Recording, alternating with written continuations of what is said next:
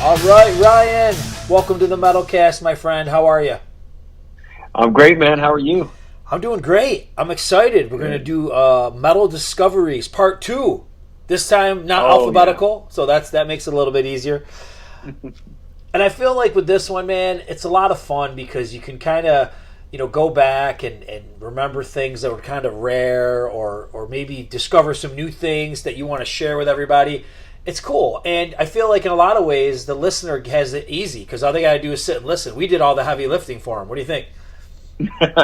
Totally, man. That's I like this kind of heavy lifting. But no, it's great, dude. I think we both do a deep dive into this whole thing here, and it's really cool to share maybe some of the CDs or the bands that people skipped over or never gave a fair shake to. But yeah, a little bit more of the rare stuff that people may not know that really should have made it.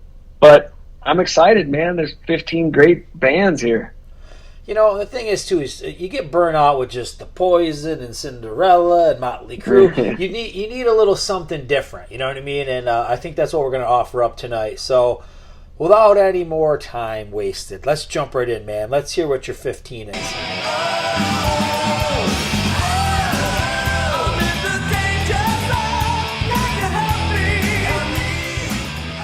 All right, cool. So, no particular order here, not alphabetical or anything, but it does start off with an A, and the band is Angelica.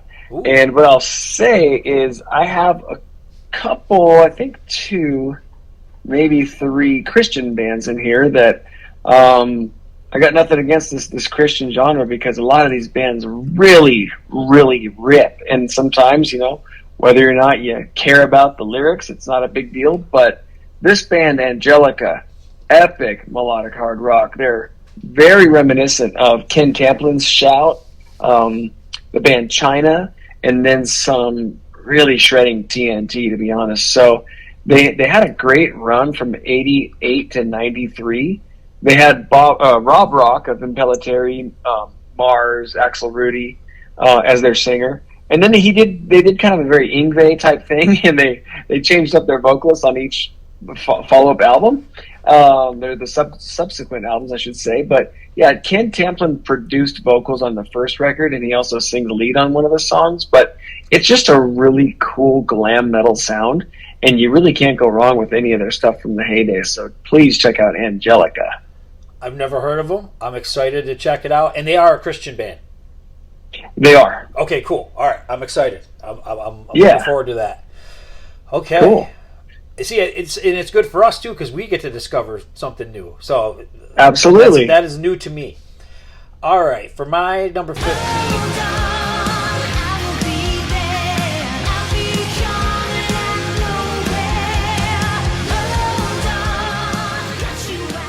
I've got the band Circle of Friends, which is kind of like a project, basically. And the album that I really want to talk about is The Garden.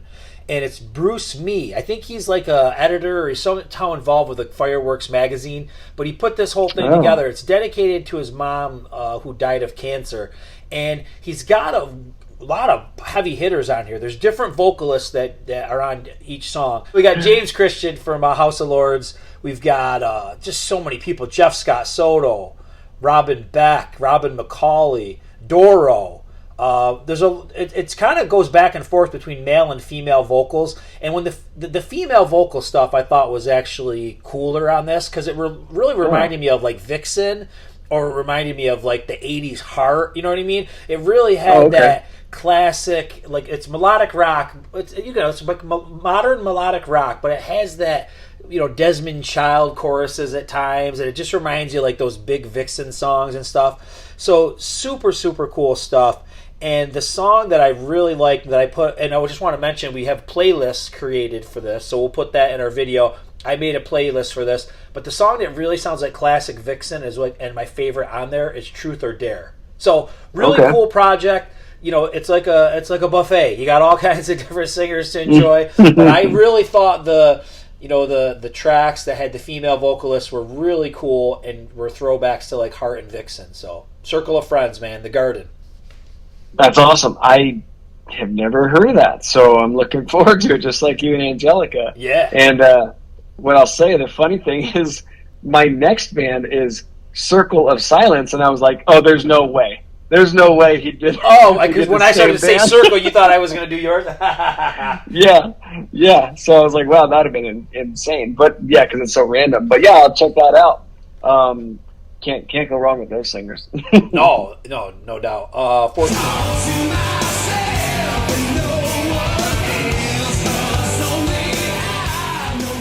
Cool. Yeah, so here's where I have Circle of Silence. And Circle of Silence is where David Reese makes his epic return. Oh, yeah. And as does Jay Shellen of Hurricane and Unruly Child on drums. Super hard mid-90s stuff. Not too much pop at all, but the choruses are super catchy. I actually forgot how much I love this album. I got this CD years ago, and damn, it's good. So here we are reminding ourselves of rare shit. Mm-hmm. But Reese's voice I think it's at absolute best. I've never heard it sound so good. I love the Eat the Heat Accept album and the Bangalore Choir album. Oh, yeah. But he is letting it rip on this thing. So check out Angels Crying, Talk to Myself, and Bring Me a Miracle. Those are some real standouts on this album. The Circle is spelled with an S, if anybody's trying to search that one. Ooh. I got to ask you, is Greg Chason in this project too on bass? I don't know. I'll have to look that up. Because I know he did something with Reese. I want to say it's this, but... Oh, okay. We'll have to... Yeah, I'm not sure. I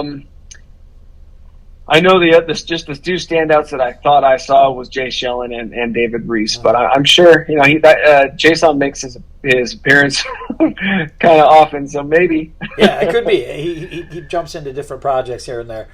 All right, my number 14.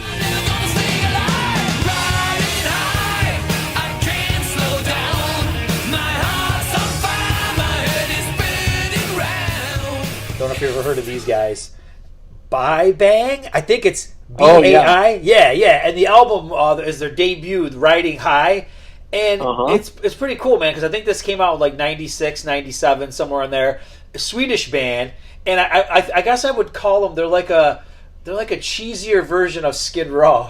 But I mean it in a nice way. But like, it's cool. It's like really catchy. And they're really true to form with like that kind of style for, considering everybody at that point was integrating different kinds of styles into their hair metal. These guys played it pretty straight. Nice Face was like the first song, which I thought was really catchy. Riding High, Only the Strong. It's really cool stuff, man. Really just true hair metal music. So check it out. You heard of those guys, though? I absolutely have. I have. I don't know if I have any material versions as in the CD or anything, but I definitely have stumbled upon them on Spotify, and I thought they were pretty cool, and I thought, all right, this is kind of some true to form stuff I kind of skipped over. So yeah, definitely good choice. Yeah, good stuff. All right. Yeah. 13.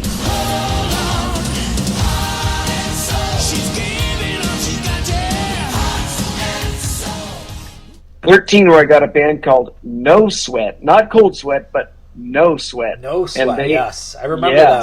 So they are, basically it's a funny story. How I discovered them was in my early days of discovering all this stuff. This was like in probably 2000 or something, so there was no streaming or anything like that.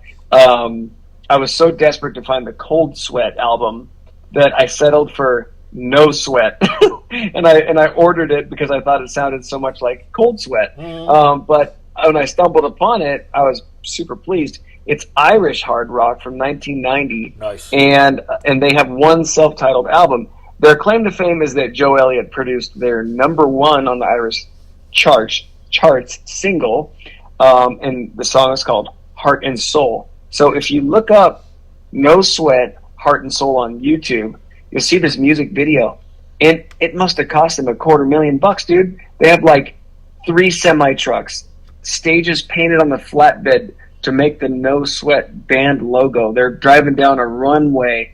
I mean, this was big budget stuff. Like, that kind of production back then was definitely in like the hundreds of $1,000s. So they had a big buzz going on, but very AOR type album, 6-piece band, and it's a pretty solid CD. But the song Heart and Soul is definitely there's a reason why it was number one on the Irish charts. Nice. It's so weird you say that because somebody, it could have been Hair Metal Guru, but somebody posted a Kerrang picture, and it was it was an article from Kerrang, but then there was an advertisement for No Sweat, and I was like, I kind of remember No Sweat, and I think Bruce Dickinson gave him a plug, said something nice about him, but cool. I was like, I remember that band name, but I don't remember anything about them or how they sound or anything, so. Yeah, kind of keyboard heavy, but it works really well. No Sweat. All right, I like it. Okay, 13.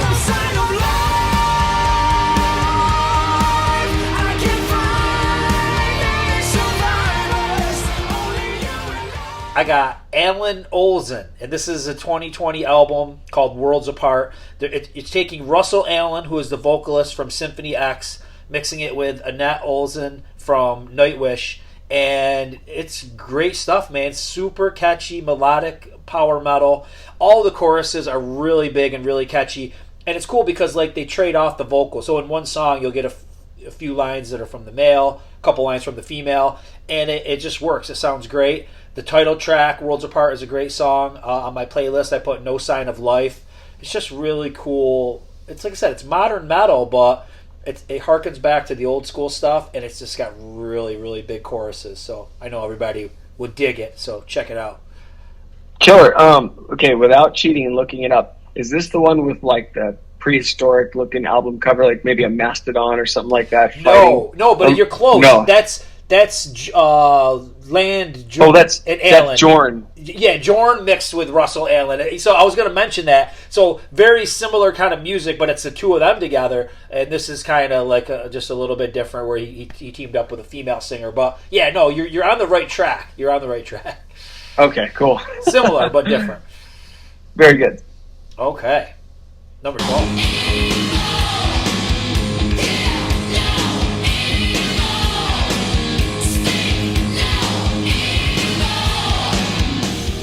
Number 12, another Christian band. This one is called Holy Soldier. Oh, and yeah. If you're going to look at the cover of their 1989 album, you'll know exactly what you're going to get. It's as hairband cliche as it gets.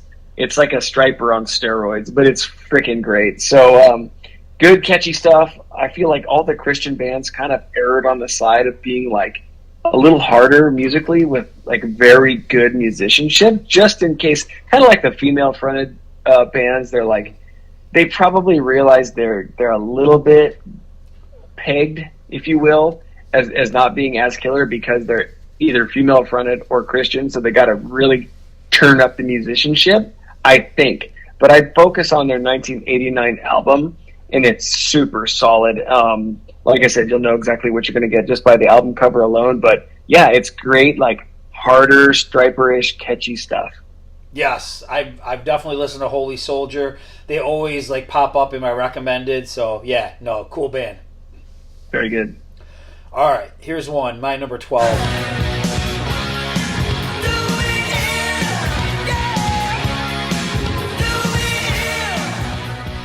Aaron's Rod with the album Illusions Kill. Okay, so just kind of picture 1986. This is a total demo. This would be like guys that could almost make it, but they just don't have the it factor to make it. There's just something missing, but it's still so good. And it reminds me a lot of Leatherwolf. It's got the metal piece of it, but it's also melodic. So it's kind of got that going on. The song that I put on there was "Do Me In," which is really cool. "Never Cry Wolf" is a cool song, and "She Say No Way." But it's kind of it's metallic, but then it's got the pop metal stylings in there too. So it's kind of like the way Leatherwolf kind of mixes that stuff up. But when you listen to this, you'll totally understand what I'm saying. It's definitely independently produced and independently released and all that kind of stuff. So it just doesn't have that awesome production that we love to hear from our 80s bands, but still really cool stuff. And it's Aaron's Rod. How do you spell that? Is it the name Aaron? Yeah, AARONSROD. Yep, Aaron. It's just one word, Aaron's Rod. Okay, got it. Okay, cool. Which is kind of, I don't know what they're, I don't know. No, yeah. What's so great about Aaron's Rod? But I don't know. Okay. What do you got? What do you got for 11?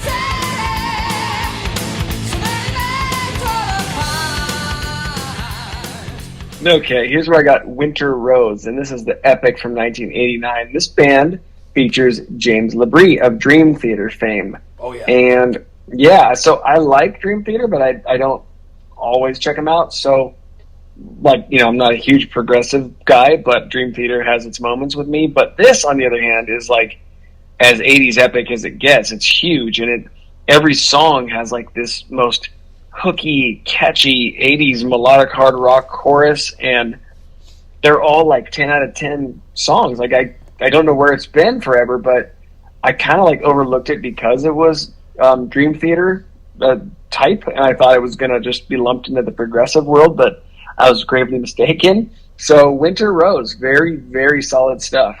Yes, I think I've checked that out before because of James, and just to see where his beginnings were, you know, what his beginnings were. Yeah, definitely. Totally. All right, for my number 11.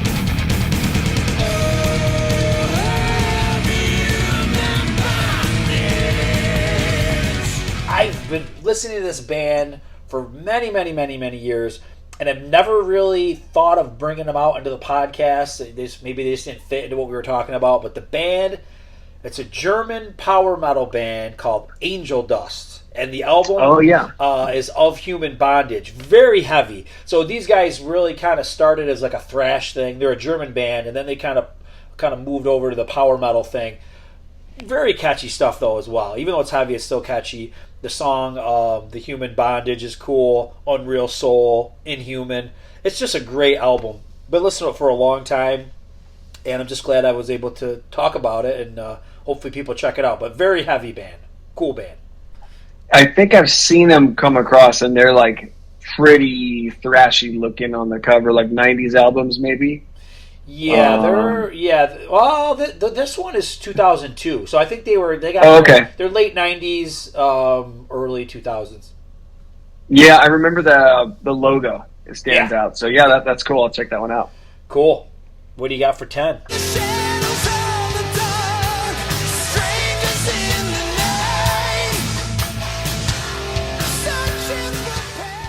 So here's where I got a band called Kuni, Kuni, and let me just start. That's weird. I know it is a funny one.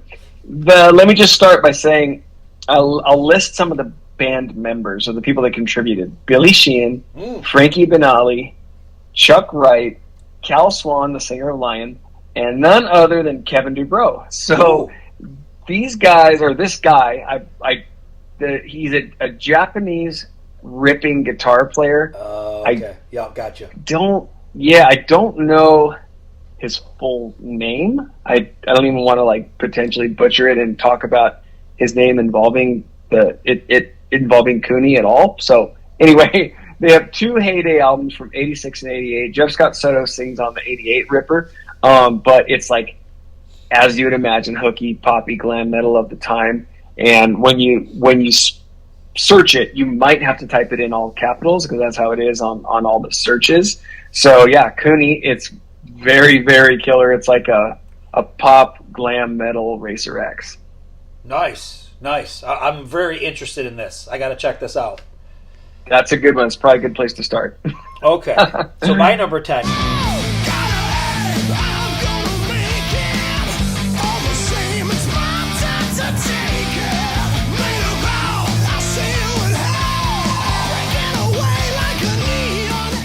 Quick story. So the other day on Twitter, I was tagged on a post about a band. Now, make sure I get this right. I think it was Iron Flame. I think it was the name of the band, right? And they're like, Metal Mike, you like Man of War, so you got to check out Iron Flame. So I'm listening to Iron Flame, and it's sounding pretty good, you know. And you know, sometimes like you let the Spotify go, but then you got busy and you go do something around your house, and then you come back, you forget that you left Spotify on, and you come back, and there could be something else playing because that's just the way this thing operates. It tries to assume what you might want to hear next. And the band that was playing was Cloven Hoof. You ever heard of these guys? Yes, I have. Okay, so I'm listening and I'm like, wow, I like Cloven Hoof better than Iron Flame. This is really good. so this is a really new discovery for me. So I did some reading on them, and they're just basically they started in the early 80s. They're like straight up the new wave of British heavy metal. And then I think they went away like in 1990, like a lot of bands did. When the style started to change, they went away. And then when metal kind of came back in the early 2000s, they regrouped. And, that's something that we talk about occasionally, but we don't talk about enough, is that, like, how glorious was it that in, like, the early 2000s, like, metal was cool again? You know what I mean? Like, oh, yeah, totally. Everybody who would, like, change their style, did something different, broke up, whatever, so many of them came back. So a great time that, like, the year 2000 and on was when metal kind of really started making a comeback. So that's a little off the beaten path. But the newer stuff that they do, it kind of reminds me of, like, Iced Earth. It kind of reminds me of that. It's like classic modern. You know what I mean? It's heavy, but it's melodic. It's got some old school 80s vibes, obviously, because their roots are from the early 80s. And the song that had the most views, which I thought was very cool, was Call of the Dark Ones. But then I got going, and I found this one song called Neon Angels. And that was the song that I put on the playlist.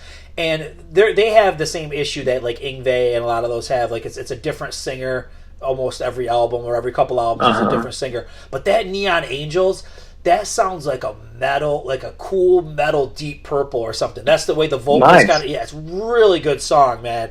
And they got a new album called Heathen Cross.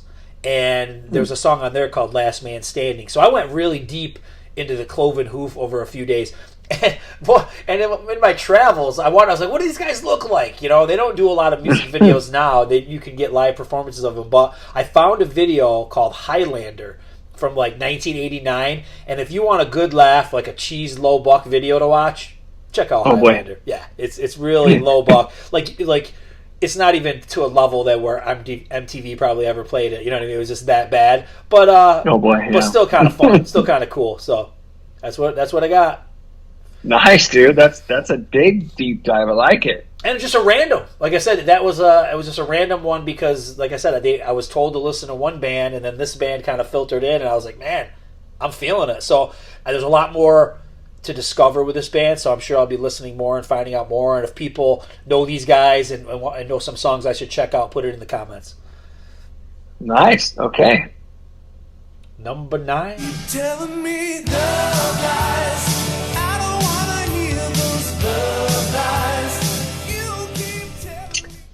Band called Le Mans. So 2 killer albums from 83 and 86. You spell it LE space MANS.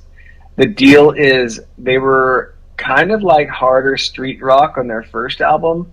And then on the second one, they kind of prettied up the sound. But I love it, obviously. Peter Marino is the vocalist, and he's killer. He's another one of those David Reese, Pretty Maids, Johnny Gioli, Joel Ellis, kind of rough voiced dudes that are super killer. Some of the members, though, it's pretty big history of this band, actually. They went on Derek Frigo from Enough's Enough was in the band. Randy Castillo, Josh Ramos, who was in The Storm and Hardline, and then Leonard Hayes of Y&T fame. Were all kind of up-and-comers, and I think they were a Northern California band. Sounds like it by all the band members. But their 2 albums are now on Spotify. I know that Peter Marino was upset by the direction of the second album because he then went on to Cacophony with Jason Becker and Marty Friedman and was the singer for that band. So he kind of favors the harder stuff. But their first 2 are really cool. So you can find them now pretty easily on Spotify. So definitely check them out. Nice. I'm going to check them out. My number 9. I'm moving on. I'm moving on. Watching in silence. Watching in silence again. It's a band that I've talked about before. I figured I got to have a couple familiar things on this one. It can't all be, like, super obscure. So of course, it's one that I want people to get back to if they've never checked it out or whatnot. So number 9, Circle to Circle, Zach Stevens from Savatage Band. The album 2003's Watching in Silence, man. If you like Edge of Thorns, you got to do yourself a favor and check out this album, man. It's so good. And it's got the same writers as Savatage. John Oliva's on it, Chris Caffery's on it as a writer, and obviously Zach Stevens is doing some writing as well. the title track. It's got the piano stuff, just like Edge of Thorns has. The song Lies, Out of Reach. And it goes back to what we've been saying with a lot of these.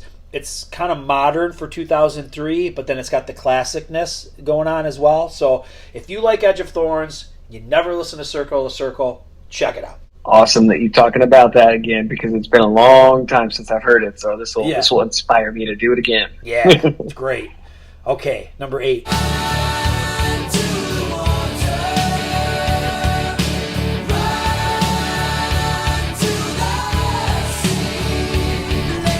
Okay, so here's where I got a band called Mastodon, but don't let it confuse anybody with, there's a new school, like hard metal band called Mastodon. Oh, right. Yeah, this is the Mastodon. They have 2 albums in 89 and 1990, and it's John and Dino Elefante, and those are the 2 brothers that produced it and played on the album. So John was the singer of Kansas in the early 80s, and he became a major songwriter and a music recording studio owner in, I believe, Tennessee, like from the 90s on. And he's done a lot in the music industry, but these 2 albums have like several players on each album. The list goes on and on of who plays on the album. Kind of some no names, but obviously talented people. The first one has, like I said, way more artists. The second one has John handling more of the vocals. But I can't suggest these 2 albums enough, because through and through, I don't think there's that many albums that have such strong songwriting type songs, if that makes sense. Like, the songwriting is so superb, it makes the album tracks stand out. You know what I mean? So through and through, these 2 albums are like the just press play type, where you just let it run and you're like, damn, like these could have all been the single. So Mastodon, it used to be pretty hard to find. Like, I found it on CD like in the 90s, and it was a total score.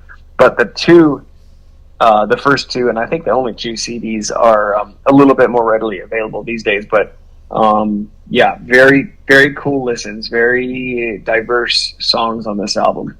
Cool. I'm going to check it out. Number 8. She's walking, she's talking about yesterday. She won't be back this way. I got Blind Date. Okay, so follow me here. Blind Date. It's an American glam metal band formed in Austin, Texas, 1988. So all you got to do is picture like the later part of the 80s into the early 90s type of a sound. The real poppy stuff like Danger Danger, Nelson, Trickster. These guys really have that going on. The album's called Can You Feel It? There's a cool song with that same name on the album. But the song I put on my playlist is kind of like a mid-tempo type track called She's Walking. Really good, well-written song. And I think it makes you just realize like how hard it was to make it back in the day. You know what I mean? Like there was, because there's so many talented bands that just didn't make it, and it just makes you realize there was so much of it came down to like who you knew, luck, maybe getting on that right tour, you know, getting heard by the right person, who knows. But Blind Date was a really good band, and I'm really shocked that they didn't make it big.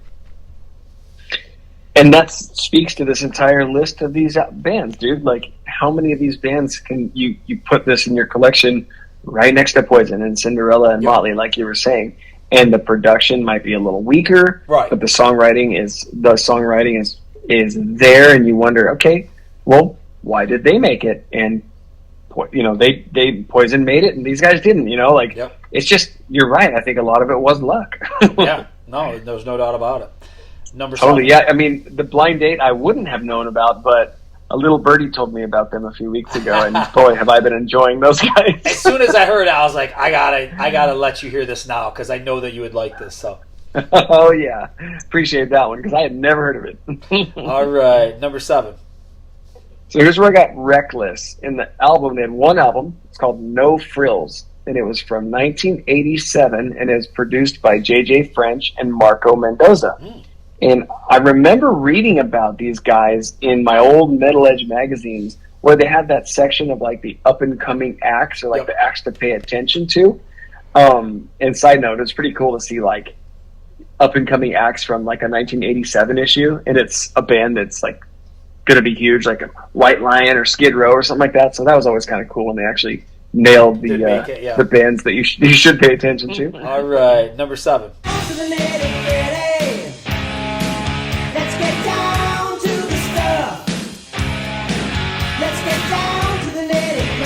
So here's where I got Reckless. In the album, they had one album. It's called No Frills, and it was from 1987, and is produced by J.J. French and Marco Mendoza. And I remember reading about these guys in my old Metal Edge magazines, where they had that section of like the up and coming acts, or like the acts to pay attention to. And side note, it's pretty cool to see like up and coming acts from like a 1987 issue, and it's a band that's like going to be huge, like a White Lion or Skid Row or something like that. So that was always kind of cool when they actually nailed the bands that you should pay attention to. But yeah, the Twisted Sister guys had real high hopes for this band, and they obviously didn't really take off, but the sound is great. The first song is called Nitty Gritty, and it's a perfect example of what you're going to get from this album. And it is now on Spotify, which is really cool. It wasn't for years, and I was just stoked to have found I think I found the tape originally. But yeah, Reckless, No Frills. Very cool stuff. Ooh, sounds good, man. I'm going to check it out. Yeah. Okay. My number 7. All right.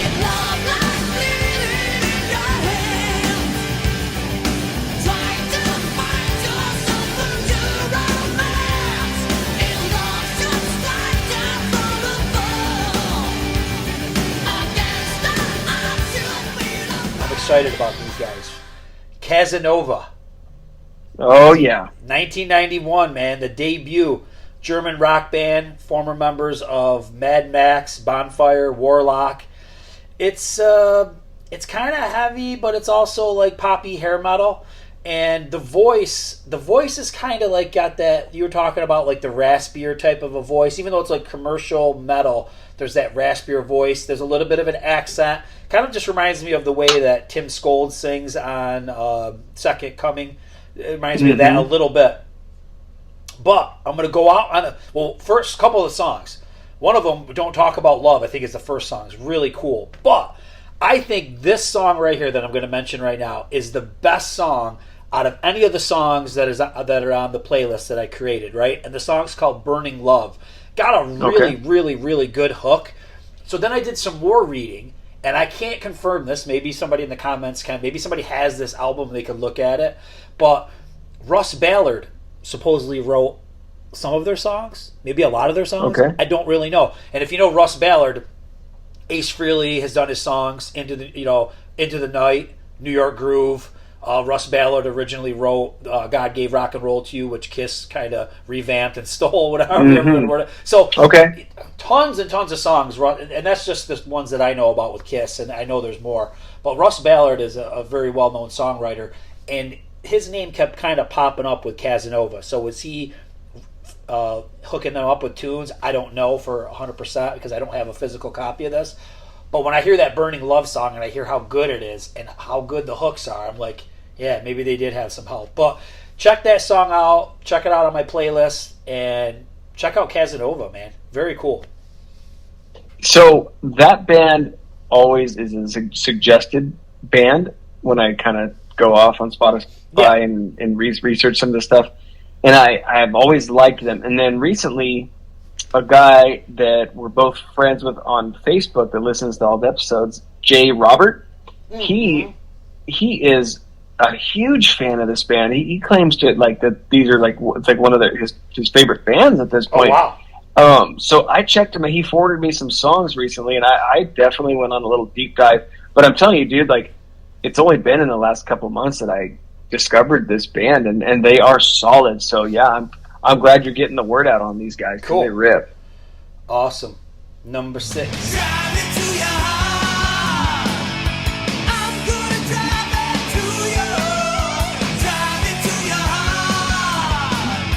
Hear me when I So here's where I got Roxy, Roxxi, and they had one album called Drive It To You Hard from 1990. I stumbled upon these guys back in the old days when I used to order VHS videotapes on eBay that just had random music videos like old Headbangers Ball stuff.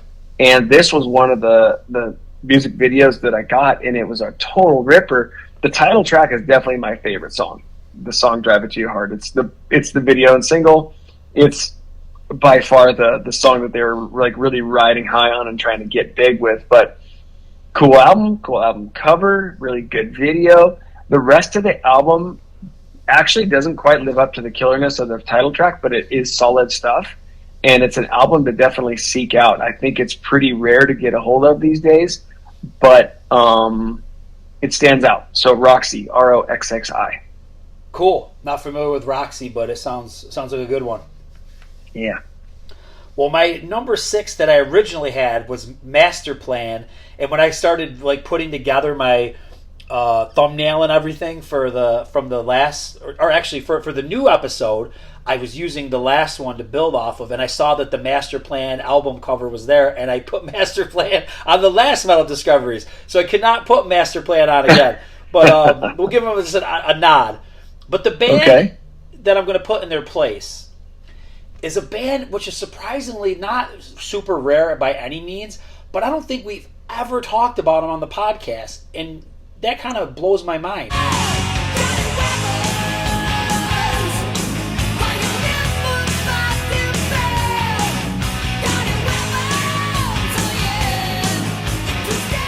And the band's Killer Dwarfs. Like I don't think we've ever talked about Killer Dwarfs.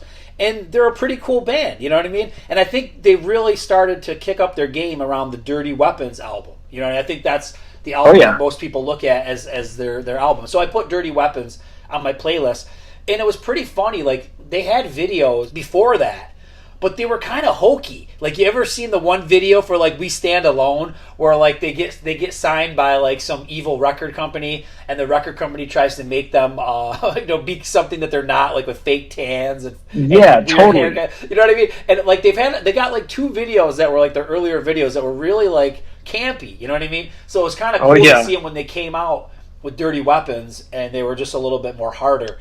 And Nothing Gets Nothing is a great song. I've been listening to that a lot lately. And I just wanted to throw Killer Dwarfs out there. I know they're not super rare. A lot of people have probably been listening to them forever, but we never talk about them on here.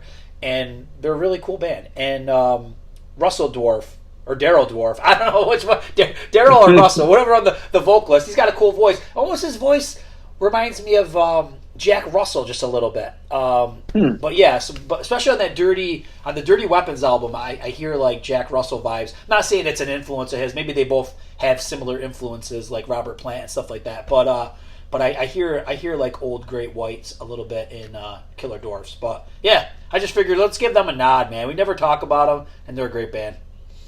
Dude, good call. It's odd because you're right. Like we've never talked about these guys, and there's a couple bands like that, like Bonfire. We've kind of talked about, like we've made reference to, like the movie episode. They came up, and but like we've never really gone off about them, or like the band Victory, which I was actually going to talk about in my next band a little bit. But Killer Dwarfs, they have like a very like big time history. You know what I mean? Like they were like they're on the cusp, like almost there for so long.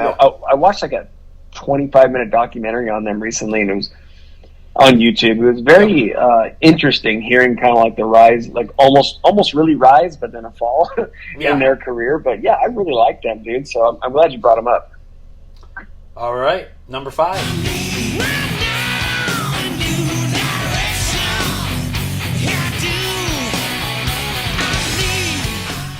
So number 5, band called Sergeant Fury, and they're never heard of this. You know? I like it already.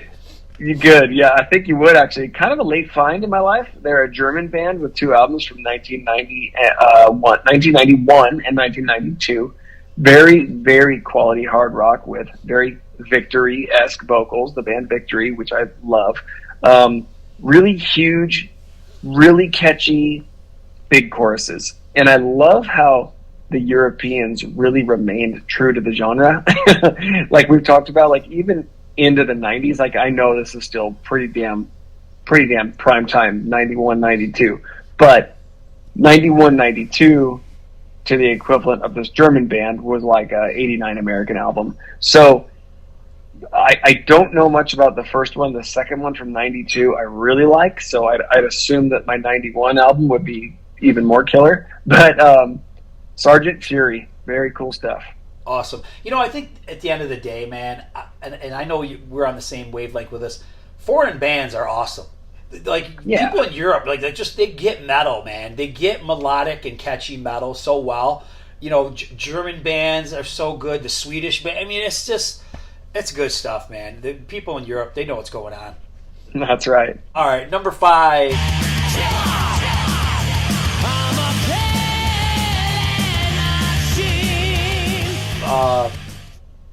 If anyone has heard the last Metal Discoveries one we did, there was one person that just kept coming up on my list, and it's Mike Viscera. And I just thought it would be wrong if I didn't put another Mike Viscera project. So I'm going to put Killing Machine from 2000. It's just straight up metal. And what's so cool about it is you got Mike Viscera with a couple of the Wasp guys. It's Stat Howland on drums, Mike Duda on bass from Wasp.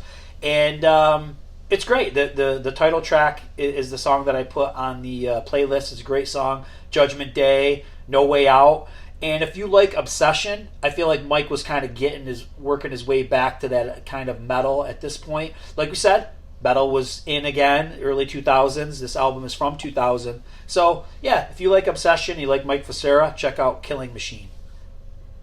Love Mike Viscera, so I'll check him out. Yeah. All right. Number 4. The city lights, they burn so bright at night. Okay, a band called Theater. And they had one album from 1990 called Sexy Lady. And it's very slick, squeaky-voiced lead singer. The band, and especially the singer, remind me a lot of South Gang. So that's probably why I was drawn to this band. But it's got the typical kind of sexy stripper silhouette girl on the cover. And it's a very 1990 sound. But again, they probably had enough budget to make like half the album well produced, and the other half is pretty much like in their mom's garage type thing. Yeah. But it's a really cool kickoff, and you'll be like pretty down if you're a big South Gang fan like I am. So yeah, those squeaky voice, Vince Neil, South Gang type singers, it's that hooks me. So this is definitely one of them. Cool. Number 4. What you're all about, don't want your love no more. You're just a memory. I got Barracuda, the album Open Fire, Chicago band, 1989. They got a little bit of traction. Their video Memory was played on Headbangers Ball, probably not a lot. It was kind of like a low buck video, like it wasn't, it wasn't like Uncle Tom's Cabin type quality or something like that. Yeah. It was just, they were almost there, like they were almost semi-famous, but just didn't make it big. Pat Pulver is the singer, and I think the best way to describe these guys is if you took like Crimson Glory and you made him perform like hair metal. I think that's what you get. Like the voice is kind of that higher progressive sounding voice. The music can be a little bit intricate, but for some reason it tends to be vocally and lyrically and everything like in the hair metal vein. So very cool stuff. It's finally on Spotify, and it's good stuff, man. Barracuda. All right, cool. Because I think I've searched them before and couldn't find them on Spotify and kind of gave up when I was like looking at YouTube or something. Yeah. So yeah, I'm stoked that they're on Spotify now because it's so much easier to kind of let that play. So yeah, thanks, dude. I'll check that out. I had this CD back in the day. I don't have it anymore, but I bet you it's worth some cash to somebody because it was probably a limited run because it was on a very small label. So. Damn. Okay, number 3. Slap you in the face when I meet you.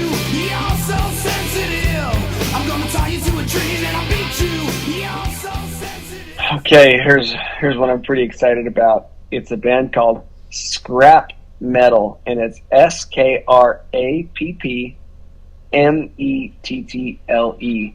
So this is the most amazing amount of innuendos and creativity on maybe any other record I've ever heard, and maybe the first parody record. It's like the original Steel Panther. And this is Jeff Scott Soto is the only member that I know of, and I don't think the others want to be mentioned because they all have fake nicknames of band members, and every song is like the gnarliest reference to sexual dealings and innuendos ever. Like you can't believe that there's this many ways to talk about sex, and it's hilarious. It's not meant to be serious, but it's really good music, kind of like Steel Panther. It's rumored to have David Coverdale on there, and I think he's on their ballad singing the chorus. Ingve is supposed to be on here, Billy Idol, and other huge names that were like, oh, dude, I need to be involved in this project, but don't you dare put my name down. But check out some of the song titles, and you'll get exactly what I'm talking about. But my favorite one is probably a song called Muff Diving in the 80's. And so that'll pretty much tell you exactly what they're going for here. But it is hilarious. It's classic, but it's really good shit, too. Did you send me this before, or somebody did? Because I sent it to you okay, once. all right, okay. I went down the rabbit hole with this band. Yeah, definitely. Yep. It's good stuff. Yeah, it's hilarious, Funny. dude. Okay. Number 3. Don't call me tonight. Maybe tomorrow I'll see the light. Take me back to the day I found you. Acacia Avenue, 2010 debut. It's a Denmark, guys from foreign country. There we go. Nose metal. Okay. It's from Denmark. I think his name is Torben Edvaldsen, something like that. Probably butchering that, but it's melodic metal. Cool. It's kind of like the way Gathering of Kings is, and the way the Circle of Friends is. There's different singers, and one singer that's on here that you're a big fan of, rest in peace, Tony Mills. Check out the song "Don't Call Me Tonight." That's him on vocals. Very cool. You're gonna love that song. And Jamie's in Love is also a cool song, but it's that, it's melodic hair metal, maybe verging on power metal at times, but really, really good melodic stuff. Isn't that in reference to an Iron Maiden song? It is. That's the street where the hookers are. Yes, Acacia Avenue. The red light is always on. Yes, at Acacia Avenue. Yes. I'm so proud of myself. Yeah, you're good. You're good. Number 2.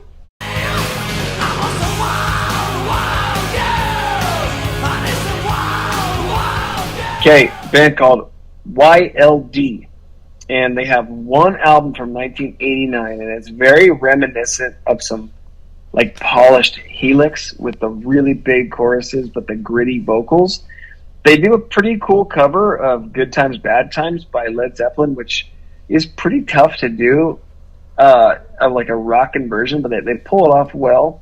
The album is called Fool's Paradise, and yeah, like I said, it's like a more polished Helix. So if you listen to the Helix albums in like the early and mid 80's, it's kind of like, a little bit mid 80's ish. But as the years went on, they got very hair bandy, and that's kind of how this album is. I think it's streaming, but I got it on CD years ago, and it's a good one from '89, like most are. Yeah, the heyday. Sounds good, man. Number 2. Make us hate each other. Lies on the TV screen. In the letters. I got Starbreaker, 2005 project with Tony Harnell and Magnus Carlsen. It kind of goes back to, at least at the time, it was very modern sounding, but also has that classic. I mean, you can't have Harnell on there without having a little bit of like classic metal, stylings on there. Yeah. And lyrically, it's a lot more serious. At times, it sounds almost like political type stuff. Lies is kind of like that. That's the song I put on the playlist. It's basically lies on the TV screen, on the radio, on the magazines, just talking about all the fake news. Tony Harnell was talking fake news before fake news was a thing. And the song Break My Bones is really, really great, too. So, yeah, if you're not familiar with Starbreaker, you got to check it out. Now, are you familiar with Starbreaker, Ryan? I am familiar with Starbreaker. Good. Okay, great. Yeah. Good. Yeah, good stuff. Cool to hear Harnell do something a little bit different. Okay. All right, man. I know this isn't like a true number 1. This is just your last pick. But let's hear what your number 1 is. To the rainbow's end of the arena. You're my everything. My Dolce Vita. I saved a good one, though. Oh, nice. A band called Tin Drum. And this is Diesel Dahl's Tin Drum, to be exact. Ooh. And he was the drummer in TNT. Yeah, so another killer Norwegian band. Their first album was female-fronted, and then the next 2 were male vocalists. They're a lot like that band Sinatra that I've brought up a few times. Yep. So, the huge candy, poppy, huge sound. Pop metal, can't really go wrong with it. If you look at the album cover, especially of the second album, you'll be like, okay, I know what I'm going to get here, and I know it's going to be killer, and it's true to form, and it's awesome, and I don't know why it's called Tin Drum, but it works. And they even title it Diesel Doll's Tin Drum, so he had a little momentum at that point, you know, being the famed TNT drummer. But no, the first album's good. It's got a female singer, but she pulls it off really well. But yeah, the second two are like just really rip. Yeah, whatever happened, I wonder why Diesel Doll was out of TNT. Because wasn't he out of TNT right after Tell No Tales? Yeah. Yeah. It's like a John Norum thing, dude. Yeah, like, then he was back. Yeah, but I don't know whatever happened there. Yeah. Yeah. All right. Well, I got Ronnie Latacro's number. Let me call him. Oh, yeah. Call him and ask him. Okay. Number one. I've talked about these guys before, but I don't talk about them enough. And sadly, I think they broke up. I don't think they exist anymore.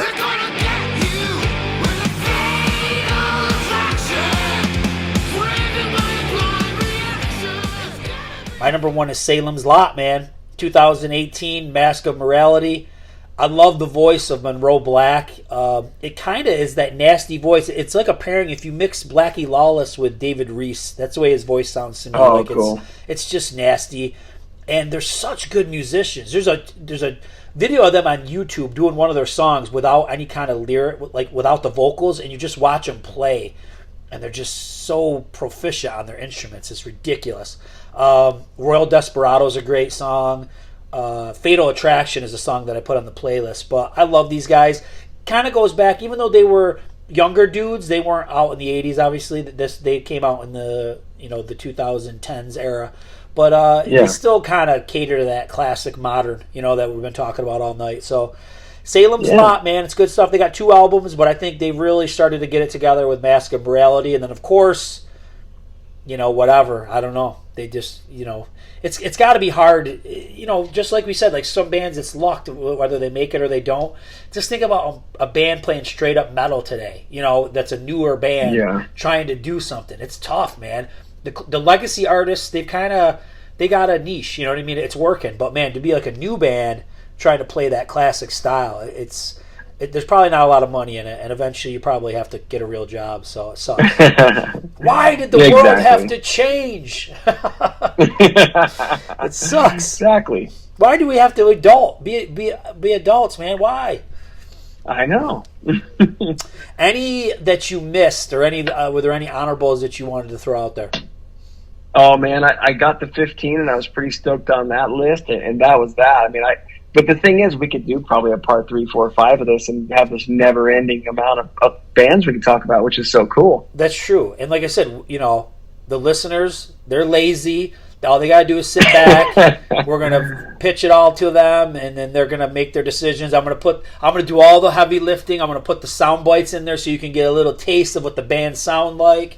And it's all for you. It's all for the listener, because there's no big bucks or huge glory in podcasting either. So I like it. I appreciate it, man. This was a really cool one. I always enjoy kind of spreading the word. We're not getting any kickbacks from these bands, but we should. No. Right. Well, if they made any money, they didn't make any money, so they can't give us no kickbacks. We just gotta. It's like a finder's fee. It's like charity. This is charity. It's like metal charity right here. That's right. All right, so man, always a pleasure talking about these rare bands with you, brother. All right, thank you very much so. Okay, man, have a good one.